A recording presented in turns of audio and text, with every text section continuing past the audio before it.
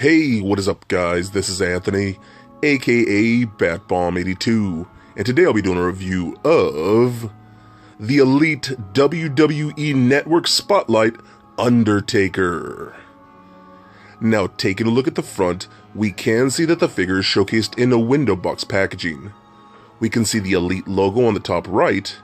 On the bottom left, we can see that it says Undertaker, and at the very bottom, we can see that it says WWE Network Spotlight. Turning the box around, we can see a large image of The Undertaker.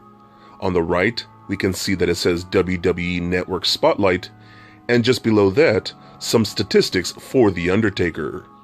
So with the box out of the way, let's crack this figure open and see what we have inside. And here is The Undertaker out of the box. And man, yet again, another awesome figure from Mattel. I absolutely love the Elite collection, and I've loved every Undertaker figure that they have given us, and this is just another badass figure to add to the collection.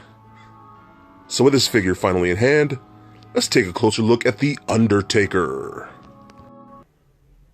Alright guys, now let's take a closer look at the Undertaker. One of my all-time favorite wrestlers. Now, the main reason I'm doing this video, in all honesty, yes, I just picked this figure up the day before WrestleMania 33, but now The Undertaker is officially retired. It's a very, very sad day for, fans like me who've just followed The Undertaker his entire career. He's just a legend. I can't thank him enough for all that he's done for wrestling fans and the wrestling business. He truly is a legend, and like I said, he truly is one of the greatest, so I am very happy to own this figure. So this figure looks pretty cool. I love the fact that Mattel actually gave us a cloth robe. Now, a lot of us that collect Mattel Elite figures, sometimes it's hit or miss with their clothing, because sometimes we get like coats or jackets, and even t-shirts and tank tops that are made of a really hard, like rubbery type of plastic, and every once in a while they do good and give us cloth. And I'm so glad they gave us this Ministry of Darkness robe done in like a nice soft cloth, so you can still move him around with that robe on. Sometimes we get other figures. I'll bring this one in right here. This is the Elite 1 Undertaker, and pretty cool. It still looks really good.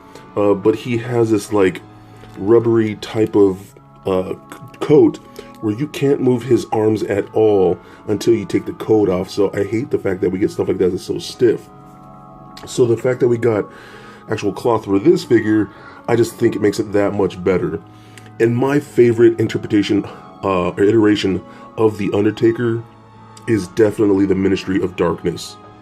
That was my personal favorite time of The Undertaker back in the Attitude Era, things like that. So again, just perfect figure for me. I absolutely love it. Nice material for what we get. All looks really cool. Kind of looks like Emperor Palpatine in some ways.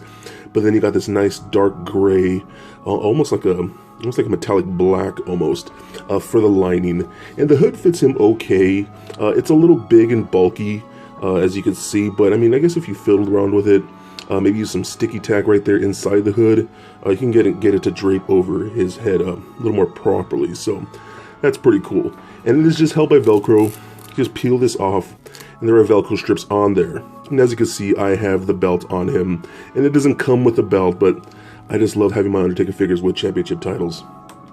So you just pull the arms back and take that off right there. And now here is the figure itself.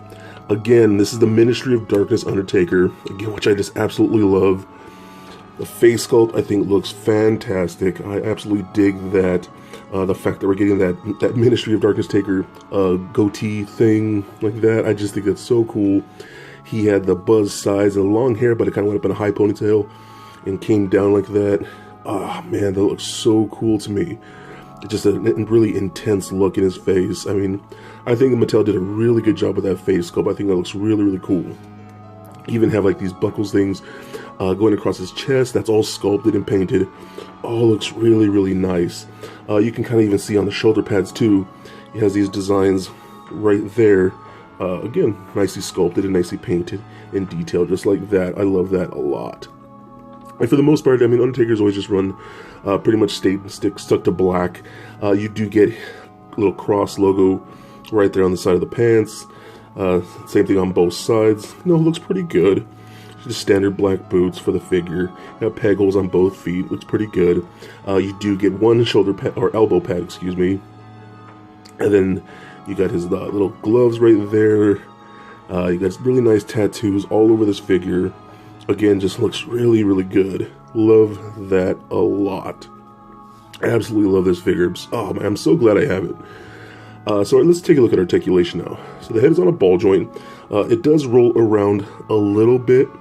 Not as much as I like, but it is hindered by the hair just a bit. It does turn left and right.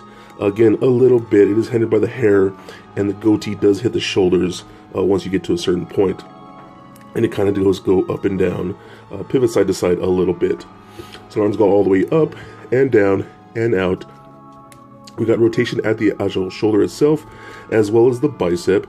Even with the elbow pad, it does get a good bend, but obviously with this one without the elbow pad, it does do a little more, which I think is pretty good.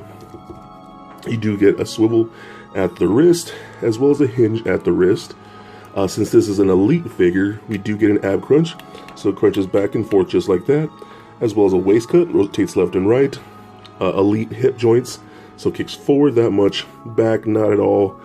Can do the splits about that far.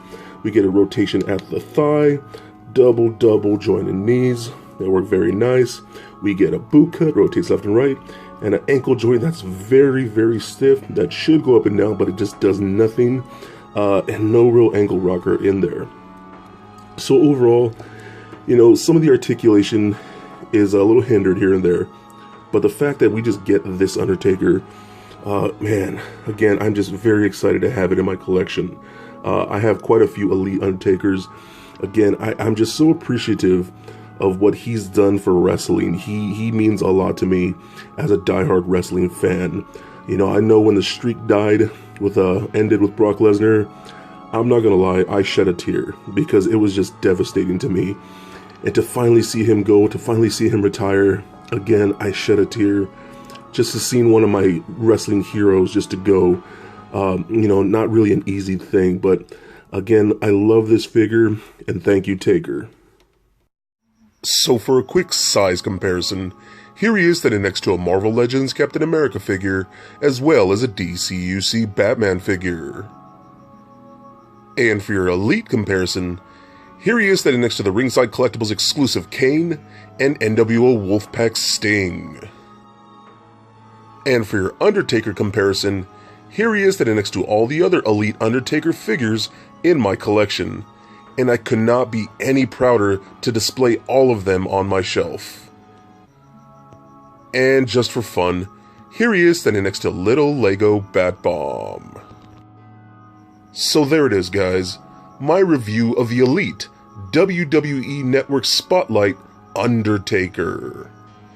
Now, I absolutely love this figure, with a great sculpt, paint apps and articulation, and an awesome cloth robe, make for one kick-ass Undertaker figure. But overall, I just love the Undertaker. He truly is one of the greatest wrestlers to ever lace up some boots. I could not be happier that I experienced his career in my lifetime, and again, thank you, Taker. Thank you for all that you have given us. So please comment, like, and subscribe. Stay nerdy, my friends. Peace.